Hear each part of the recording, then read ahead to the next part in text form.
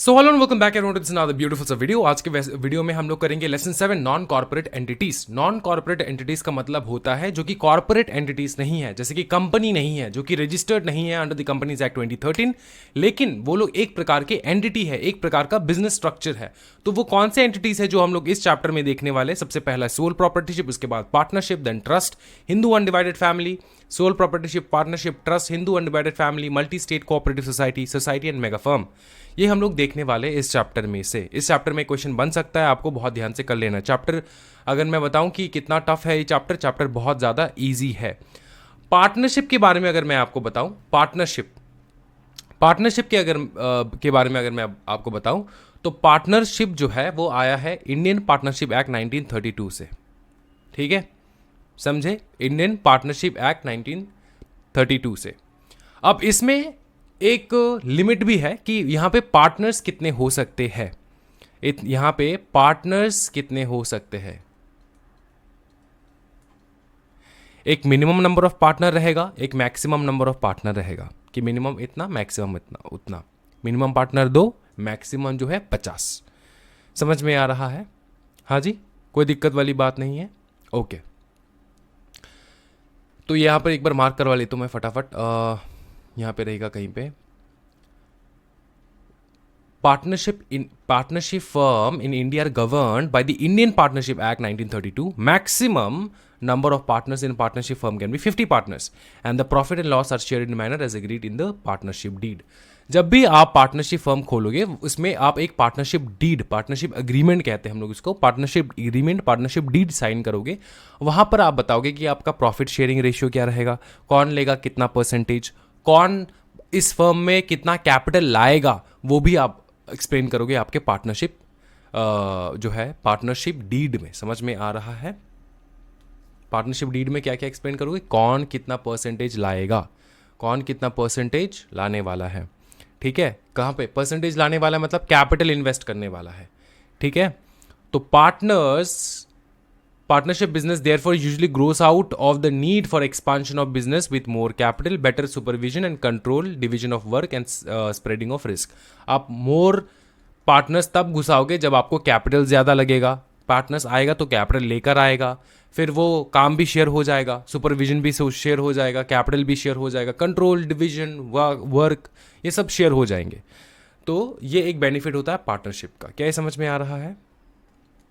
ये मैंने पहले भी बता रखा है, एक बार यहाँ पे करवा देता हूँ। Partnership firm can be formed with a minimum of 2 partners and it have a maximum of 50 partners. ठीक है सर, समझ में आ चुका है, कोई दिक्कत वाली बात नहीं है। ओके, फिर हम लोग देखेंगे यहाँ पर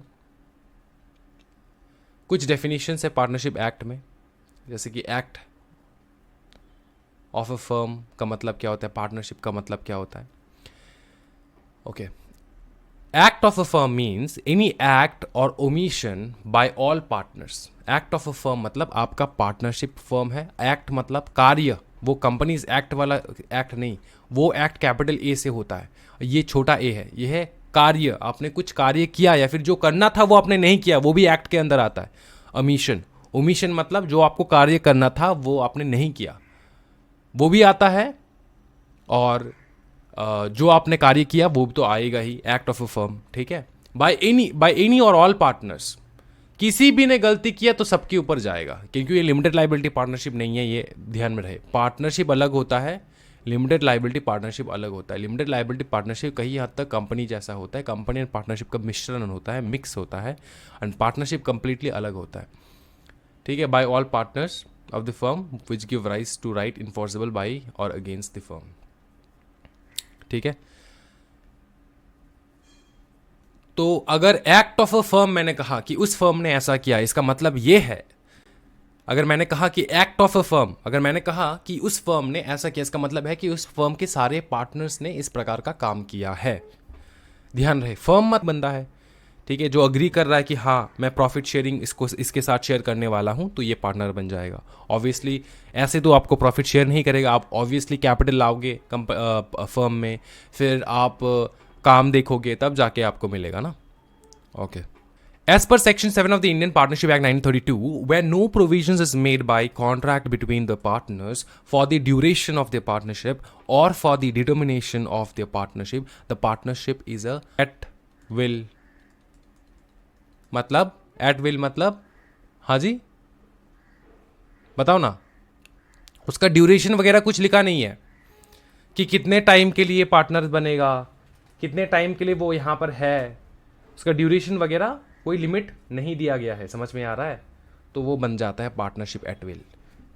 जैसे कि सर, जैसे समझाओ, जैसे कि नो प्रोविजन, देखो no provision is made by the contract, उन लोगों ने जो कॉन्ट्रैक्ट किया है ना एक दूसरे के साथ, क्या किया बताओ, कॉन्ट्रैक्ट किया सर, किस प्रकार का कॉन्ट्रैक्ट, उसको कहा जाता है सर पार्टनरशिप डीड या फिर पार्टनरशिप पार्टनरशिप अग्रीमेंट, ठीक है। तो उस कॉन्ट्रैक्ट में दोनों पार्टी के बीच में, between the partners for the duration of their partnership, देखिए no provision is made for the duration of their partnership, कितने समय के लिए पार्टनरशिप रहेंगे उसका कोई ड्यूरेशन नहीं है, उसका कोई ड्यूरेशन उन लोगों ने मेंशन नहीं किया गया है, समझ में आ रहा है। तो उसको हम लोग कहेंगे पार्टनरशिप एट विल। क्या बताओ, पार्टनरशिप एट विल। वैसे तो देखो तीन प्रकार के पार्टनरशिप रहते हैं, ठीक है, अगर मैं बताऊं तीन प्रकार का पार्टनरशिप रहता है। एक होता है पार्टनरशिप एट विल, दूसरा होता है पर्टिकुलर पार्टनरशिप, लिख लो यहाँ पर, अगर होगा तो होगा वरना नहीं होगा तो कोई दिक्कत वाली बात नहीं, मैं यहीं पे समझा दूंगा आपको, ठीक है।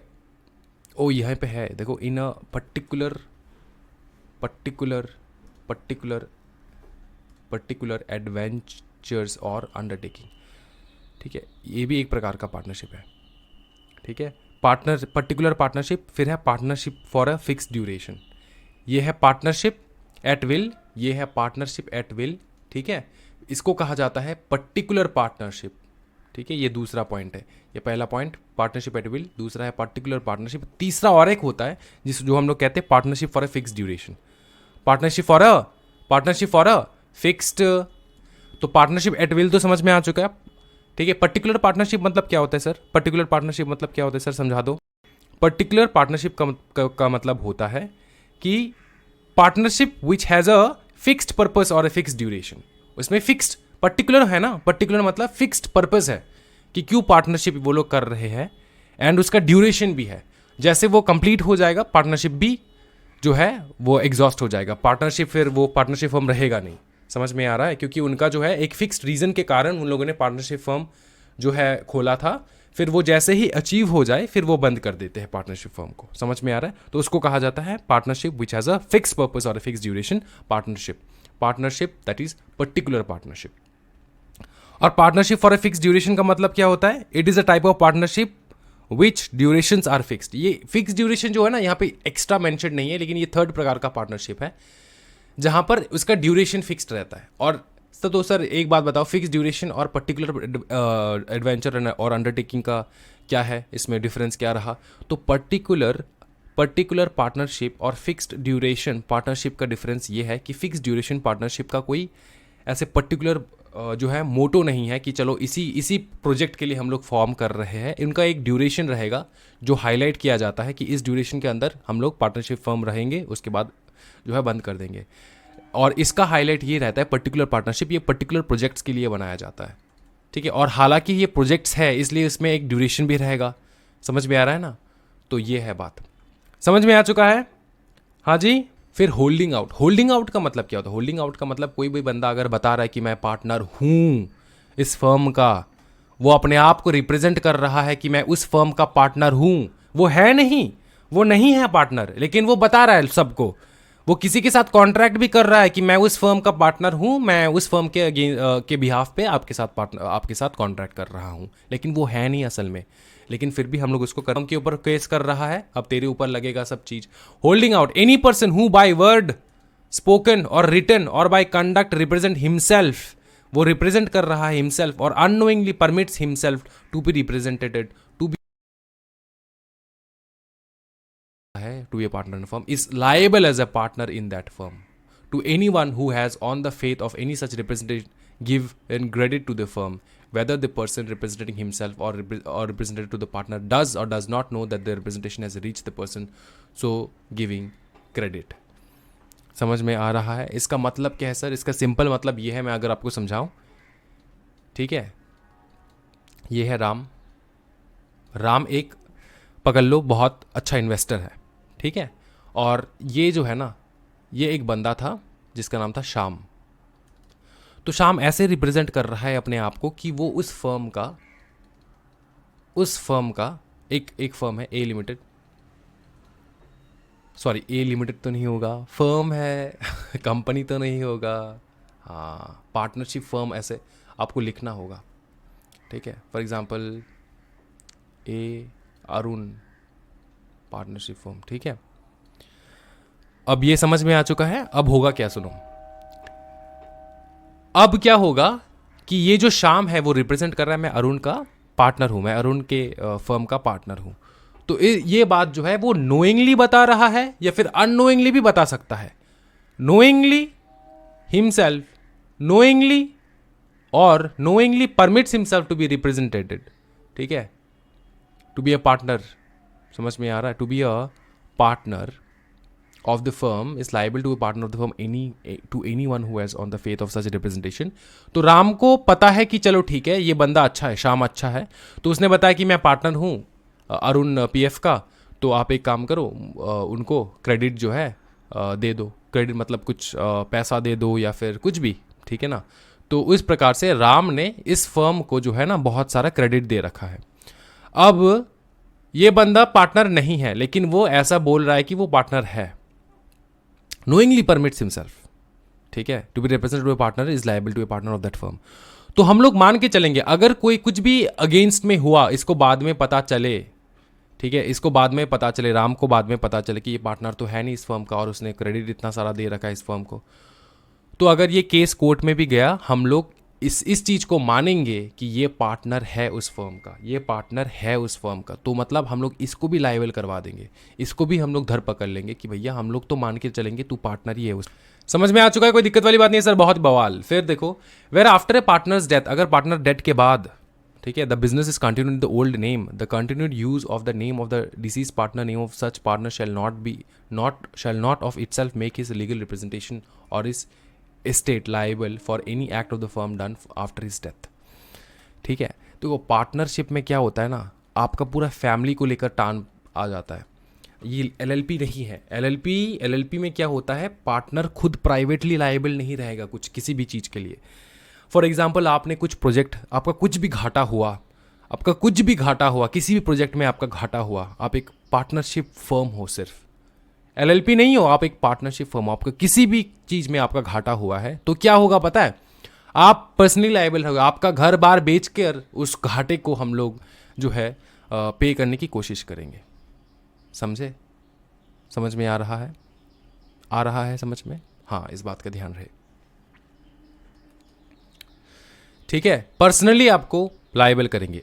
तो एक चीज याद रखना, अगर कोई पार्टनर मर चुका है, ठीक है, और ये फर्म कंटिन्यू कर रहा है, उस पुराने नाम से कंटिन्यू कर रहा है, तो अगर इस फर्म ने कोई भी घाटा वगैरह कर रखा है, कोई भी लायबल रहा किसी भी कारणवश, तो जो पार्टनर मर चुका है उसके फैमिली को लेकर टान नहीं आना चाहिए, उसके फैमिली को लेकर कोई भी रिस्पॉन्सिबिलिटी नहीं आना चाहिए कि उसका फैमिली रिस्पॉन्सिबल है इन सारी चीज़ों में, मर चुका है ये बंदा और आप कंटिन्यू कर रहे हो फर्म, कोई दिक्कत वाली बात नहीं, लेकिन उसके फैमिली को नहीं, कुछ भी नहीं होना चाहिए। उसका एस्टेट मेंशन किया, फैमिली नहीं, एस्टेट मतलब क्या, हाँ उसके बिहाफ पे जो है, और his estate liable for any act of the firm done after his death, ठीक है, उसके प्रॉपर्टीज को, उसके जो कुछ भी उसने कमाया है मरने से पहले, उसको कोई भी हानि नहीं होना चाहिए, वो नहीं आएगा इस चीज़ में, ठीक है। ओके, फर्म को डिसॉल्व कर सकते हैं हम लोग, बंद कर सकते हैं, ठीक है, इंसॉल्वेंसी बैंक्रप्सी प्रोसीजर भी है फर्म, पार्टनरशिप फर्म के लिए, यहाँ पर कुछ नहीं है, यहाँ पर आप लोग आगे देखेंगे। फीचर्स ऑफ पार्टनरशिप क्या है, एग्जिस्टेंस ऑफ एन एग्रीमेंट, एक अग्रीमेंट रहेगा, पार्टनरशिप फर्म मतलब अग्रीमेंट रहेगा ही, जिसको हम लोग कहते हैं partnership deed, partnership agreement. Engagement of business, किसी बिजनेस कारणवश हम लोग ने फॉर्म किया है, ठीक है, basis of business activity. Sharing of profit and losses share होता है। एजेंसी रिलेशनशिप रहता है, मतलब कोई भी बंदा जो है वो काम कर रहा है on behalf of this firm, तो उसमें एजेंसी रिलेशनशिप रहता है कि ये एक एजेंट है उस फर्म का, ठीक है, ये एक एजेंट है उस फर्म का, समझ में आ रहा है, हाँ जी, क्या बोले, the partnership business may be carried on by all और any of the partners acting for all, thus each partner is principal and so act of his own right at the same. और के लिए भी काम कर सकते हो आप, किसी और पार्टनर के बिहाफ पर भी काम कर सकते हो, इसमें कोई दिक्कत वाली बात नहीं, आप एजेंट हो दूसरे पार्टनर का, क्योंकि आप सभी प्रिंसिपल हो, यहाँ पर सभी प्रिंसिपल रहता है, each partner is a principal, मतलब सभी मेन रोल प्ले करता है यहाँ पे पार्टनरशिप फर्म में। अनलिमिटेड लाइबिलिटी रहता है, यही तो बात है। इसलिए हम लोग ने अनलिमिटेड लाइबिलिटी को हटाने के लिए हम लोगों ने क्या किया बताओ? अनलिमिटेड लाइबिलिटी को हटाने के लिए हम लोगों ने क्या किया बताओ? अनलिमिटेड लाइबिलिटी को हटाने के लिए हम लोग ने लाए लिमिटेड लाइबिलिटी पार्टनरशिप फर्म। क्या ये समझ में आ रहा है? पार्टनरशिप फर्म नहीं, लिमिटेड लाइबिलिटी पार्टनरशिप, ठीक है? LLP कहते हैं हम लोग इसको, limited liability partnership. So that वहाँ पे अनलिमिटेड लाइबिलिटी क्या मतलब क्या होता है? आप पर्सनल लाइबल हो, आपके सारे एसेट्स को बेच बाच देंगे अगर कुछ भी हुआ तो, प्राइवेट एसेट्स को, प्राइवेट प्रॉपर्टी को। The liability of partner is unlimited as in the case of sole proprietorship. जैसे सोल प्रॉपर्टीशिप रहता है एक बंदा अकेला, उसी प्रकार से होता है यहाँ पे। In case some obligation arises, कोई भी ऑब्लिगेशन अगर अराइज हो, then not only the partnership asset, partnership asset का नहीं, पार्टनरशिप फर्म का सिर्फ एसेट जो है उसको नहीं, आपकी प्राइवेट प्रॉपर्टीज को भी बेच बाच के can be taken for the payment of liabilities of the firm. समझे बाबू? अब डिफरेंस समझ में आ रहा है? LLP एंड पार्टनरशिप फर्म का डिफरेंस क्या है, ये दिमाग में रखना होगा हमेशा। बहुत सारे स्टूडेंट्स को कंफ्यूजन रहेगा कि पार्टनरशिप और LLP एक है, एक नहीं है। पार्टनरशिप फर्म अलग है, LLP अलग है। पार्टनरशिप फर्म में सबसे हाईलाइटेड चीज होता है कि अनलिमिटेड लाइबिलिटी रहता है, और इसमें तो नाम ही है लिमिटेड लाइबिलिटी पार्टनरशिप। समझ में आ रहा है? वहां पर तुमको प्राइवेट प्रॉपर्टी को तुमको टच नहीं करेगा कोई भी। कॉमन मैनेजमेंट रहेगा, restriction on transferability of shares, आप किसी को भी शेयर ट्रांसफर नहीं कर सकते। आपका शेयर ट्रांसफर, सर यहाँ पर शेयर इशू होता है क्या? उस प्रकार का शेयर नहीं, शेयर सर्टिफिकेट वाला शेयर नहीं। शेयर मतलब आपका हाफ, आपका भी हाफ, आप कितना शेयर, आप शेयर ऑफ शेयर ऑफ, जैसे प्रॉफिट लेते हो, प्रॉफिट का कुछ शेयर लेते हो, उसी प्रकार का। तो आपका जो राइट है, आपका जो पावर है, वो आप किसी को भी ट्रांसफर नहीं कर सकते, ठीक है? उसके बाद आपको सबको पूछना होगा, सबका परमिशन लेना होगा, तब जाके होगा। देखो, पार्टनरशिप फर्म का जो रजिस्ट्रेशन है वो कंपलसरी नहीं है। To form a partnership firm it is not compulsory to register it, however, लेकिन सुनो, if the partner so decide, वो रजिस्ट्रेशन कहां से करेंगे? रजिस्ट्रार ऑफ फर्म से रजिस्ट्रेशन करेंगे। ड्यूरेशन वो अपने आप डिसाइड करेंगे, क्या ड्यूरेशन रहेगा उनके फर्म का, कब कब क्या करेगा, ठीक है? अगर कोई बंदा मर गया तो क्या होना चाहिए, नहीं होना चाहिए, सब। The partnership firm continues at a pleasure of the partners. Legally a partnership comes to an end if any partner dies. Normally अगर एक पार्टनर मर जाता है ना, तो सारे जो पार्टनरशिप फर्म है उसको बंद कर दिया जाता है, ठीक है ना? retires or becomes insolvent. However, if the remaining partners agree to work together under the original firm name, the firm will not be dissolved and will continue its business after setting the claims of the outgoing partner. इसका मतलब ये होता है कि फिर भी अगर कोई बंदा मर गया और आप फिर भी आप पार्टनर्स हो, आप कंटिन्यू करना चाहते हो उस बिजनेस को, आप कंटिन्यू कर सकते हो, कोई प्रॉब्लम नहीं है। जो बंदा मर चुका है उस बंदे का सारा कुछ पेमेंट करके, उसका शेयर वोर दे के, उसके बीवी बच्चे को सब कुछ देने के बाद फिर आप कंटिन्यू करो। टाइप्स ऑफ पार्टनरशिप, ओहो beautiful. Partnership at will, particular partnership, फिर partnership of a fixed duration. समझ में आ रहा है? इसको रीड कर लेना है, मैंने एक्सप्लेन कर दिया है ये चीज। टाइप्स ऑफ पार्टनर क्या क्या रहते हैं? Active partner, sleeping partner, normal partner, partner by holding out. Partner by holding out तो मैंने ऊपर में समझा दिया है, होल्डिंग आउट, समझे ना? एक्टिव पार्टनर मतलब जो एक्टिवली काम करता है। डॉर्मेंट पार्टनर मतलब जो सिर्फ कैपिटल लाए है, ओनली कैपिटल कॉन्ट्रीब्यूशन किया है, ओनली कैपिटल कॉन्ट्रीब्यूशन रखा है और कुछ नहीं करता, वो सिर्फ कैपिटल लाया, ठीक है? सिर्फ कैपिटल लाया, ओके। उसके बाद आएगा आपका normal partner, nominal partner, not normal, this is not normal partner, this should be nominal partner, ठीक है? नॉमिनल पार्टनर, इसको ध्यान रहे इस चीज का। Nominal partners are those who do not have interest in the business but lend their names to the firm. Interest नहीं है बिजनेस में, लेकिन नाम देकर रखा है बिजनेस में। समझ में आ रहा है? नाम देकर रखा है बिजनेस में, नॉमिनल पार्टनर। तो business runs by name and no physical activity are done by nominal partner, इस बात का ध्यान रहे।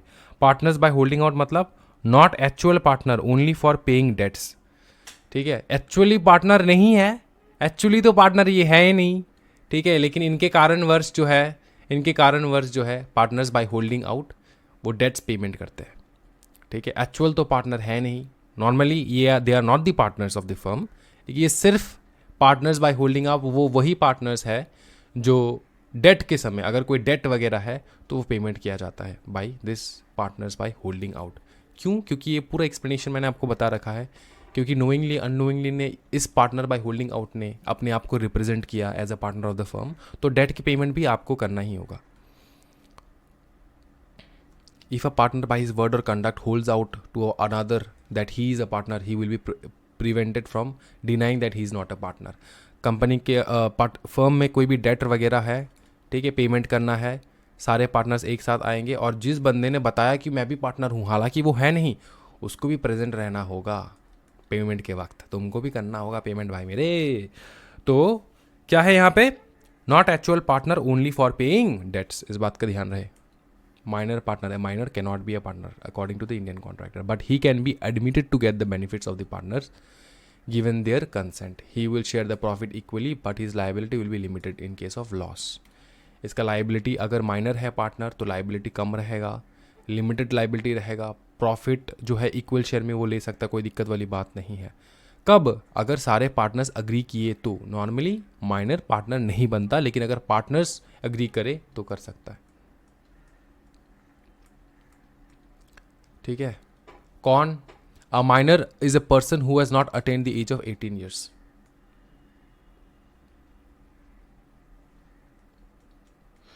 फिर merits of partnership, benefits, advantages, easy information, फटफट बन जाता है, कोई दिक्कत वाली बात नहीं है। रजिस्ट्रेशन का तो नेसेसरी है नहीं, वो आपको बता रखा है मैंने। Pooling of financial resources, financial resources फटाफट आ जाता है क्योंकि पार्टनर्स है तो हर कोई आके जो है अपने आप को जो है कैपिटल भी लाएगा और इक्वल पोर्शन में अपना प्रॉफिट्स भी उठाएगा। फिर पूलिंग ऑफ मैनेजरियल स्किल्स भी डिवाइड हो जाएंगे। बैलेंस्ड बिजनेस डिसीजन, बिजनेस का डिसीजन लेने में दिक्कत नहीं होगा। शेयरिंग ऑफ रिस्क शेयरिंग हो जाएगा तो थोड़ा कम दिक्कत रहेगा फर्म के ऊपर। प्रिवेसी रहेगा, ठीक है, कि सब कुछ जो है ना एक दूसरे के साथ जो है फर्म में जो है वो फर्म के पार्टनर्स के साथ शेयर हो सकता है, लेकिन किसी और दूसरे के साथ नहीं हो सकता। डिवीजन ऑफ वर्क, काम डिवाइड हो जाता है, ये सारे एडवांटेजेस है। लिमिटेशंस क्या है, अनसर्टनिटी ऑफ एग्जिस्टेंस, कब मर जाए कोई फिर पार्टनरशिप बंद हो जाए। अनलिमिटेड है लाइबिलिटी, मैंने बता रखा है, प्राइवेट प्रॉपर्टी को भी बेच देंगे अगर लाइबिलिटी रहा ज़्यादा तो। रिस्क ऑफ डिसहार्मनी, मतलब एक दूसरे को धोखा देना, वो भी हो सकता है, ठीक है, एक दूसरे को धोखा देना ये हो सकता है। फिर डिफिकल्टी इन विड्रॉवल और ब्लॉकिंग ऑफ कैपिटल, कौन कितना पैसा उठा रहा है, ठीक है, उसमें थोड़ा दिक्कत हो सकता है। कैपिटल ब्लॉक हो जा सकते हैं आपके, मतलब आपने जितना कैपिटल लाया वो उठा नहीं पा रहे हो, अब कैपिटल ब्लॉक हो चुका है, ठीक है, पैसा लग चुका है, सब पैसा और ऑलमोस्ट डूब रहा है, इस प्रकार का आप बात सकते हो, ब्लॉक हो चुका है। फिर lack of institutional confidence, institutional confidence नहीं, एक इंस्टीट्यूशन में अलग प्रकार के रूल्स रेगुलेशंस रहते हैं जो कि इस पार्टनरशिप फर्म में नहीं देखने को मिलता है, ठीक है ना। तो इंस्टीट्यूशनल कॉन्फिडेंस नहीं होता क्योंकि देखो अगर आप एक फर्म वगैरह खोलते हो, partnership business does not enjoy much confidence of banks और फाइनेंशियल इंस्टीट्यूशंस, इस बात का ध्यान रखना। It is because of the nature of the activities it is not disclose eight public and the agreement among partners is not regulated by any law. ये private चीज़ है ना, partnership कर रहे हो आप तो कौन बैंक आपको देगा लोन, दिक्कत हो जाएगा ना। समझ में आ रहा ना, किसी को पता नहीं आप क्या कर रहे हो। सर बैंक के तो बताएंगे, हाँ बैंक को बताओगे लेकिन पब्लिक को तो पता नहीं, तो आप कभी भी किसी को भी धोखा दे के निकल सकते हो, तो इस बात का रिस्क रहता है। तो बैंक, फाइनेंशियल इंस्टीट्यूशंस कम कॉन्फिडेंस दिखाते हैं आपके पार्टनरशिप में। फिर lack of public trust, public का ट्रस्ट कम रहता है। लैक ऑफ कंट्रोल थोड़ा कम रहता है। डिफिकल्टीज ऑफ एक्सपांड करने में दिक्कत है क्योंकि 50 ही मैक्सिमम है, उसके बाद तो आप एक्सपांड नहीं कर सकते। वहीं उसी तरफ आप प्राइवेट कंपनी खोल लो, पब्लिक कंपनी खोल लो, तो वहाँ पे तो एक्सपांशन मतलब कोई लिमिट नहीं है उसमें, है ना। ओके, इस बात का ध्यान रहे। पार्टनरशिप डीड बहुत इंपॉर्टेंट है। पार्टनरशिप डीड जो है ना हम लोगों ने LLP में भी देख रखा है, उसी प्रकार का पार्टनरशिप, इसमें कुछ अलग नहीं है। इसमें क्या क्या है बताओ। डेफिनेशन एंड वाइटल इंफॉर्मेशन, इसका मतलब समझना। आप जो पार्टनरशिप डीड बना रहे हो, पार्टनरशिप का आपका एग्रीमेंट है, उसमें आपके हिसाब से किस बात का क्या मायने है वो आप लिख के रखना। आपका खुद का डेफिनेशन हो सकता है, आप बता के रखना। वाइटल इन्फॉर्मेशन लिख के रख सकते हो।